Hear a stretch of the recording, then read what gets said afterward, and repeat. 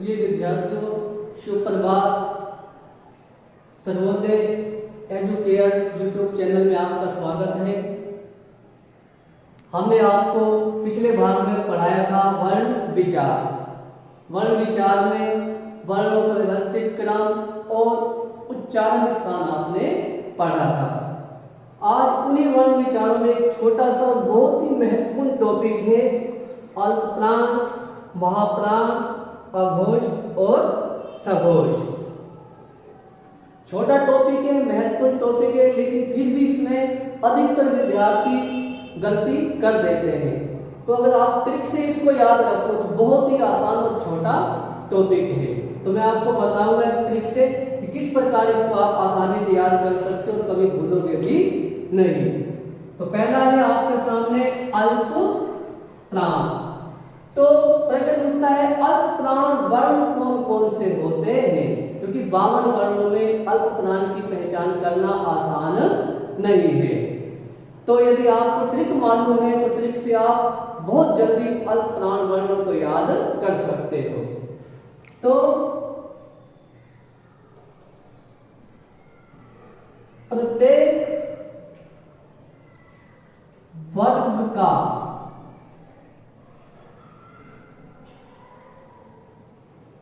पहला, तीसरा, पांचवा वर्ण क्या कहलाता है? अल्पप्राण कहलाता है। अब ये तो हुई परिभाषा, और परिभाषा में आपने रट लिया तो एक पहला, तीसरा और पांचवा वर्ण अल्पप्राण कहलाता है। लेकिन पेपर में आप भूल गए कि वो परिभाषा किसकी थी, पहला, तीसरा, पांचवा अल्पप्राण का था या महाप्राण का था, तो वहां दिक्कत हो जाएगी। तो आप भूलो ना, आपको ध्यान रहे कि भाई ये पहला, तीसरा, पांचवा अल्पप्राण का ही है। कैसे याद रखोगे? आसान तरीके है। आ से हो गया एक, ये ला है, अब ला को सीधा कर दो। अब ये थोड़ा उल्टा है, दे के टाइप में है, अब 3 बना दिया इसको, तीसरा बन गया। पा से बन गया 5, आ से 1, ला से 3, पा का मतलब 5। तो सीधा आप वहां अल्प देखकर ही आए, ला 3, पा 5 याद कर लिया तो आपको वहां परिभाषा अपने आप याद आ जाएगी कि हर वर्ण का जो पहला, तीसरा, पांचवा वर्ण है वो अल्पप्राण कहलाता है।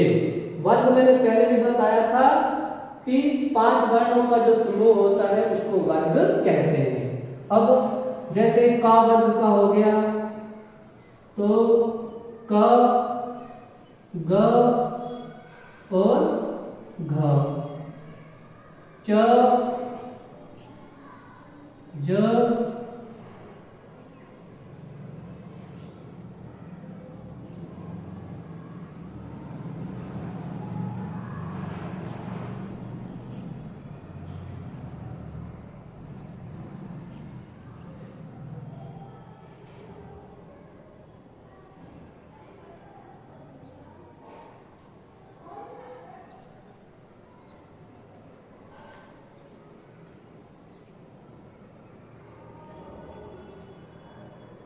इस प्रकार क्या है, हर वर्ग में आप आगे बढ़ सकते हो। अब ये क्या है? पहला वर्ण है, का वर्ग का पहला वर्ण है ना, और का वर्ग का ख छोड़कर ये क्या है? ग तीसरा वर्ण, और ये क्या है?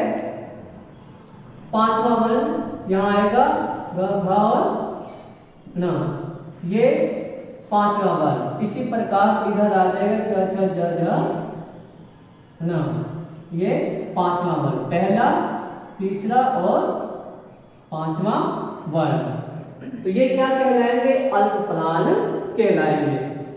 समझ आ गया? बहुत आसान तरीका है।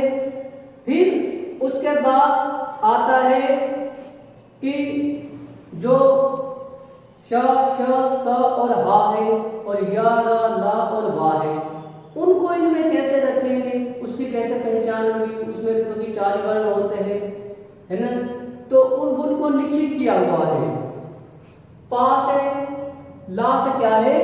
या, रा, ला, वा, या, रा, ला, वा की लाइन में आता है ये, तो वो चारों भी इसी के अंतर्गत आ जाएंगे। य, र, ल और वाह। इनको भी अल्प प्राण ही कहा जाता है, चारों को। आप सोच रहे होंगे पहला तीसरा पांचवा होता है, तो ये तो चार है, तो इसलिए चारों को ही क्या है अल्प प्राण में रखा गया है। अब पहचान कैसे करेंगे, मैंने पहले भी बताया है, इसमें ला आ रहा है, ला आ रहा है, और ये क्या है ल है, तो अल्प पहला तीसरा पांचवा और ला से ज्यादा ला चारों अल्प प्राण में आ जाएंगे। क्लियर हो गया, समझ में आ गया आपको अच्छी तरह। उसके बाद आता है महाप्राण। इसमें कुछ याद करने की आवश्यकता ही नहीं है आपको, क्यों? अगर पहला तीसरा पांचवा वर्ण इसके अंतर्गत आ गया है तो बचे कौन से, दूसरा और चौथा। तो प्रत्येक वर्ग का दूसरा चौथा वर्ण क्या कहलाएगा, महाप्राण कहलाएगा। एक तरीके याद रखनी है, दूसरा अपने आप ही निकल आएगा। अब जैसे इसमें का आ गया तो खा बचा, तो खा इसमें आ जाएगा, है ना, और घा बचा वो इसमें आ गया, है ना, छा बचा इसमें आ गया, झा बचा इसमें आ गया। इस प्रकार हर वर्ग का इसके अंतर्गत आ जाएगा। फिर उसके बाद यह अलावा इसमें आ गया, तो श, श, सा और ह। अब इसी से आपको पता लग जाएगा हा आ रहा है यहाँ पर, म हा, हा है, तो हा का मतलब वो वाले जो है आपका हा वाला यहाँ आ जाएगा। ये चारों वर्ण इसके अंतर्गत आ जाएंगे। तो एकदम क्लियर है प्राण महाप्राण। और ऐसे प्रश्न हर पेपर में लगभग 2-3 पूछे जाते हैं, जिसमें अक्सर बच्चे गलत करते हैं। फिर उसके बाद आता है अघोष वर्ण। अघोष वर्ण, वर्ण उच्चारण करते समय जब वायु कंपन पैदा करती है, वायु में कंपन होता है, तो उसको कहते हैं अघोष वर्ण कहा जाता है। अब फिर यहाँ भी कोई समस्या आती है कि 52 वर्णों में अघोष वर्ण कौन कौन से होंगे, तो इसकी भी बहुत आसान तरीके हैं। तो आसान ट्रिक कैसे लगेगी, यहां से नीचे वाले उसमें से लगेगी। इसमें आता है पहला और दूसरा वर्ण। कौन सा, पहला दूसरा वर्ण, ये क्या कहलाते हैं, अघोष वर्ण कहलाते हैं। क्रम से ही अघोष वर्ण कहलाते हैं। जैसे का हो गया, खा हो गया, च, छ, तो ये सब क्या होंगे, अघोष वर्ण कहलाएंगे।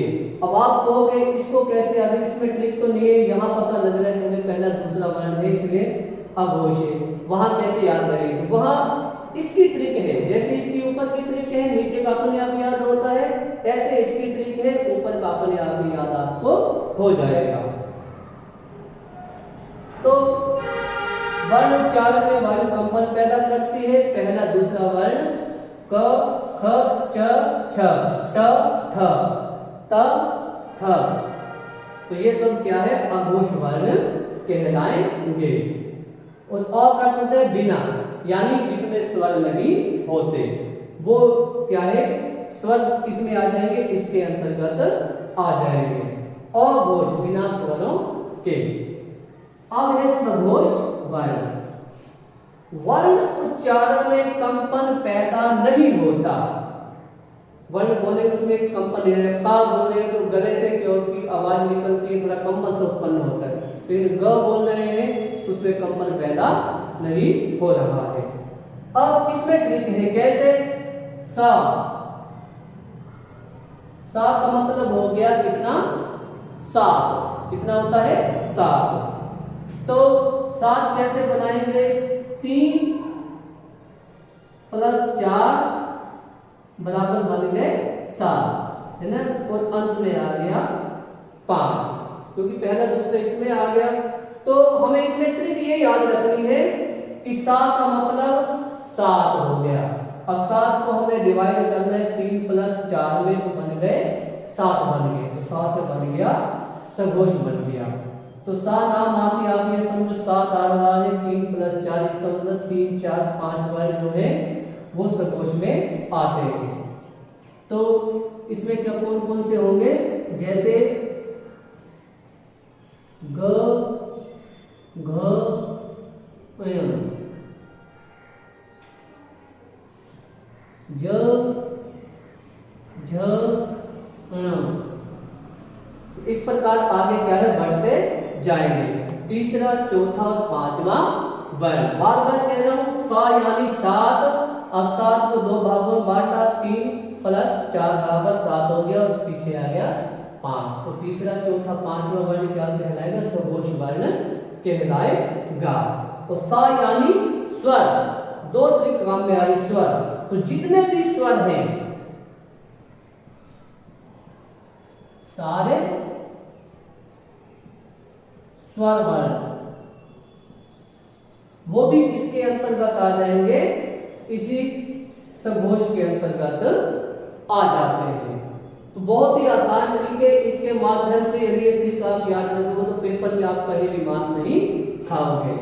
तो आपको ये अल्पप्राण, महाप्राण, सघोष, अघोष कैसे लगे, ट्रिक अच्छी लगी हो तो लाइक और सब्सक्राइब करें, और ऐसी भी और अच्छी वीडियो देखने के लिए क्या है चैनल को सब्सक्राइब भी कर लें।